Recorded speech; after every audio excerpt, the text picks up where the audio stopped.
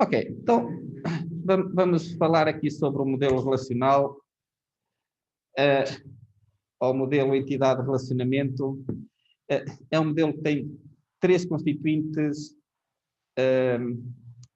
muito importantes. O modelo entidade-relacionamento tem as entidades, tem os relacionamentos e tem também os atributos. São esses os três constituintes importantes do modelo entidade-relacionamento. Já vamos ver o que é isso, mas olhem aqui, não é que isto seja um modelo entidade-relacionamento, mas acaba por representar muito bem o que nós pretendemos. Se eu quero guardar informação sobre os empregados e sobre os departamentos, então vou criar duas tabelas. Na linguagem do modelo seria duas entidades, está bem? Se há a tabela dos empregados, eu tenho aqui um exemplo com informações possíveis dos empregados, e a tabela dos departamentos. Tenho aqui outra tabela com as informações possíveis do departamento. Ora, se supusermos que cada empregado pertence a um departamento, mas que um departamento pode ter vários empregados, certo? Como é que eu consigo relacionar estas duas tabelas? Relacionar é permitir saber para um empregado qual é o departamento em que ele trabalha, por exemplo, e para o departamento de empregados é que lá tem. Então, a forma de fazer isso, querem ver, foi aqui nos empregados, eu criei aqui mais uma coluna e pus lá o código do departamento. Esta coluna deve ter nó no final. Ou seja, eu olho para a tabela dos empregados e consigo ver qual é o departamento a que ele pertence. Ora, esta coluna, que é o código do departamento, naturalmente faz parte também da tabela dos departamentos. Tem lá a mesma coluna. Então, eu igualando uma à outra, eu consigo saber, por exemplo, o empregado cujo nome é Smith, em que departamento é que trabalha? A gente vê aqui para a direita, trabalha no departamento 20, certo? O departamento 20, agora vou à tabela dos departamentos, 20 é o Research. Portanto, o Smith trabalha no departamento de Research. Não é? É fácil de perceber o que é que está. Portanto, acaba por ser uma forma muito intuitiva de representar o modelo de dados. Sim, ora, de facto há várias notações, é o que se fala aqui, a notação que usa o SQL Server nem aparece aqui.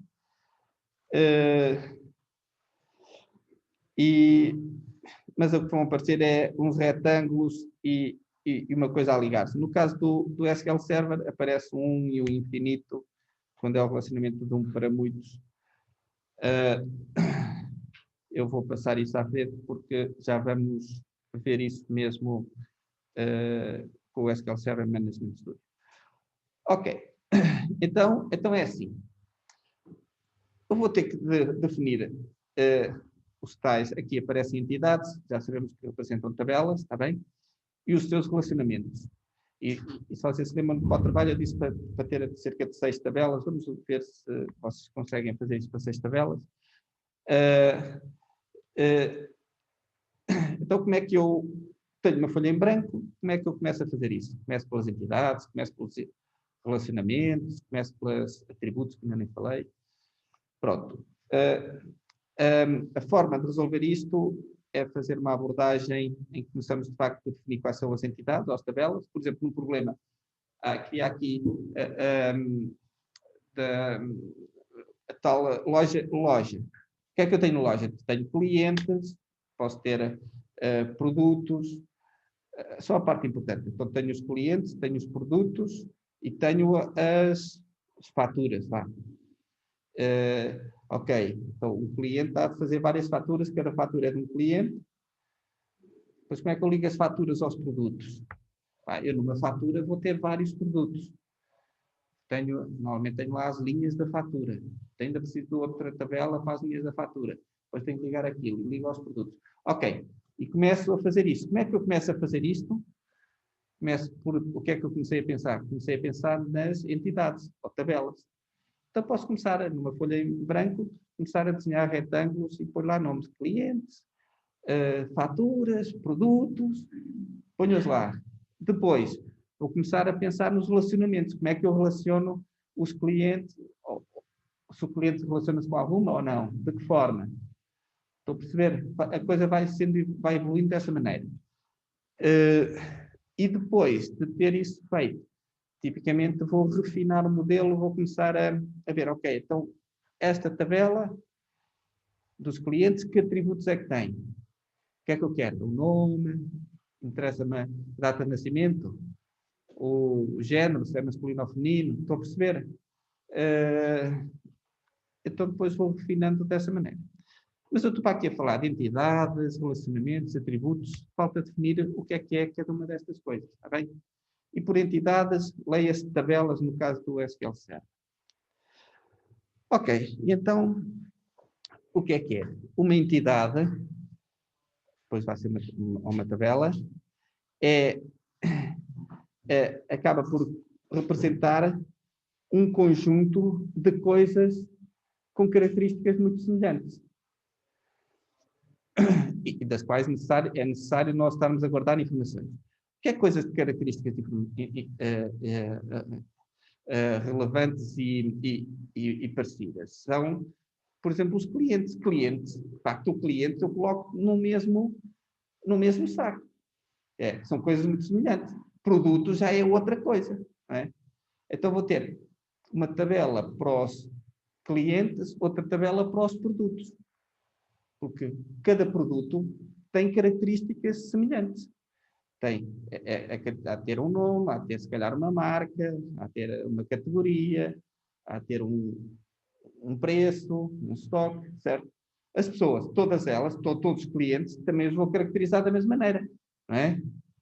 Qual é o nome, se calhar uma morada, ou um contacto, ou data de nascimento, estão a perceber? Então, uma tabela, ou uma entidade, de facto, este grupo de coisas semelhantes das quais eu necessito guardar informação. Eu sempre disse coisas, mas podem ser coisas físicas que existem ou não, depende do problema, não é? Cada uma destas coisas, destas entidades ou destas tabelas, tem que ser caracterizada por 2 ou mais atributos. Atributos são aquelas características, está aqui, que vão caracterizar isso, que eu já disse, por exemplo, o género ou o nome, está bem? Portanto, algo deste género já se afigura como sendo uma entidade, uma tabela. E se eu vos pedisse exemplos destas tais entidades ou tabelas, vocês poderiam dizer coisas como eu tenho aqui, não é? Pus aqui alunos, as consultas, os departamentos, os filmes, os livros, os automóveis, certo? Cidades, os códigos postais. Posso ter coisas dessas, códigos postais na versão completa, se eu fizer a lista dos países ou dos continentes. Pronto. Tudo isso podem ser entidades. Reparem que a definição de que é uma entidade ou não depende do problema em questão. Mas assim, de maneira genérica, podemos pensar nisto assim. O atributo, já estão a adivinhar o que é uma característica dessa entidade ou dessa tabela. É algo que é importante registar e que permite descrever essa entidade, como sendo vários exemplos que aqui tenho: a matrícula, a cor do carro, a marca, se pegar na disciplina, a ter o nome da disciplina, até podia ser o ano letivo em que está a decorrer, a sala em que está. Estão a perceber? São atributos. Ok, se pensarmos em exemplos de atributos, também tenho aqui nome, morada, descrição, data de nascimento, preço, altura. São características das entidades.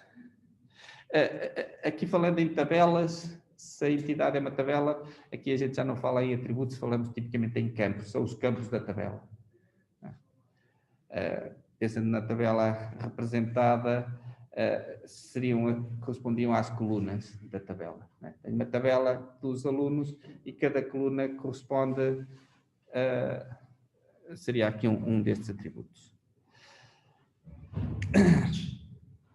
Depois, eu tenho aqui a falar de identificador único, mas vou chamar de chave primária, porque é o que se chama nas tabelas. O que é uma chave primária? Isto é uma questão importante. Cada tabela tem que ter uma forma de identificar univocamente cada registro dessa tabela. No caso dos alunos, aqui, é o número de aluno. Ou seja, eu sabendo o número de aluno, eu consigo identificar univocamente, de forma sem dúvida nenhuma, um determinado registro daquela tabela. Posso pensar num automóvel, pode ser, cá em Portugal, pela matrícula. Até pode haver mais. Às tantas, o número de chassis, ou o que é, mas como no aluno, eu posso dizer, tenho o número de aluno, mas também posso usar o número de BI. Não há dois alunos com o mesmo BI. Ou o número de contribuinte, também não há dois alunos com o número de contribuinte. Tá bem? Mas tem que ser um campo, portanto, uma coluna que identifica univocamente, sem sombra de dúvidas, aquele elemento. Por exemplo, a data de nascimento não serviria, porque eu posso ter vários alunos que nasceram no mesmo dia, no mesmo ano, na mesma mês. Este identificador único, que é a chave primária, no caso das tabelas, chama-se chave primária, até o símbolo no SQL Server é uma chavezinha, amarela, tem algumas características, que tem que ser único, não pode ser repetido, portanto, e não pode ser nulo, ou seja, eu não posso ter um aluno sem número de aluno. Está bem? Se o número de aluno é a chave primária daquela tabela, tem que existir. Está bem? Já agora tenho que dizer isso, que nós podemos ter tabelas em que a chave primária é composta por mais do que um campo.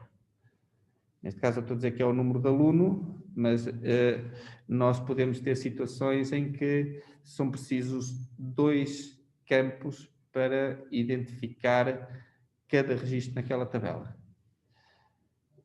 Eu prefiro depois, vamos ver exemplos onde isso se vê que é preciso, está bem?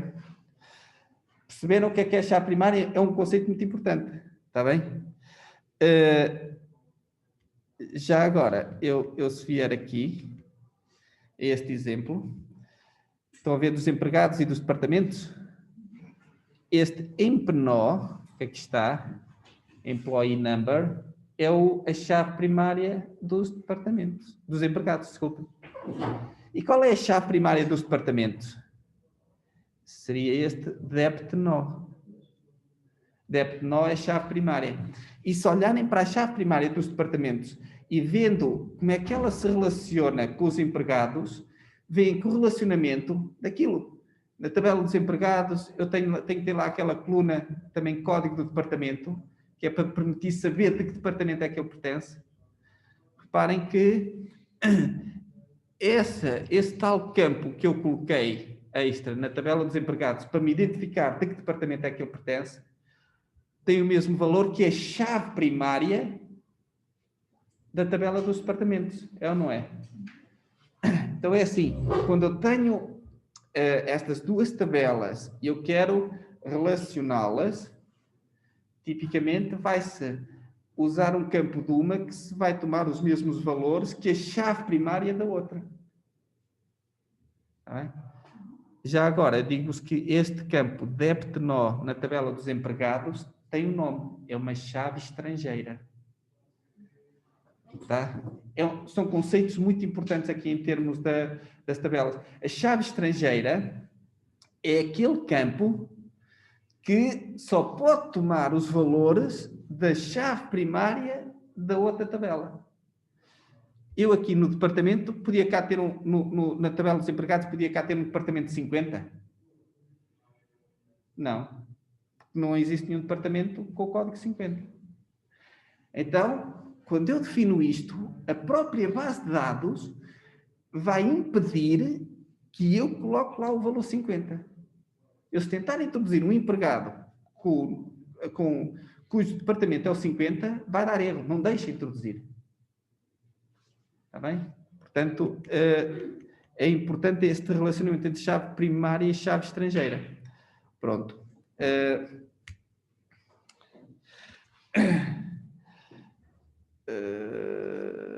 Ok. E acerca aqui do modelo entidade de relacionamento, daquilo que vos queria mostrar é isto.